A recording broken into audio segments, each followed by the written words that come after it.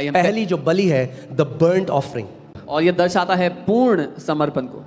और इसमें बात है जानवरों की बलि की, भेड़ बकरियां बैल कि ये बलियां केवल यहूदी धर्म में नहीं थी, ये यहूदी लोग थे जिनको परमेश्वर ने कहा था, ये हिंदू धर्म में भी थी। आप वेदों में देखेंगे तो सब जगह आपको ये सेम तरह की बलियां मिलेंगी, बैलों की बलियां, बछड़ों की बलियां, ये सारी बलियां उसमें भी है। वैदिक टाइम में ये सब बलियां होती थी। मगर अब हम लेविटिकस में आते हैं।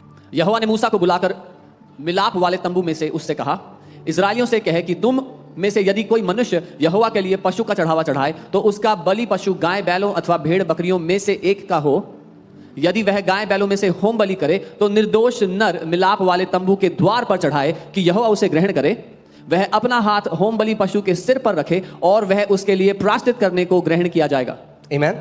सबसे पहली बात, बर्न्ड सैक्रिफाइस, ये वो बलि थी जिसको पूरी तरह से जला दिया जाता था, और जब मांस पूरा जल जाता था तो उसकी जो सुगंध है, बाइबल कहती है वो सुगंध की तरह परमेश्वर के पास जाती थी। मैं पहले इसको पढ़ता था, मैंने कहा प्रभु मुझे ये समझ में नहीं आता कि मांस के जलने की स्मेल तुझे क्यों पसंद आएगी। क्या कहा था? It was not the reality, वो हकीकत नहीं थी, इट इज अ शैडो, वो एक परछाई थी of what is to come, जो आने वाला है उसकी। व्हेन जीसस, यीशु मसीह हमारे लिए बर्न्ड सैक्रिफाइस बन गया, वो होम बलि बन गया, और उसने अपने आप को हमारे लिए अर्पण कर दिया, और सारा जजमेंट जो मानव जाति पे आना था पाप का, वो उसके ऊपर आ गया।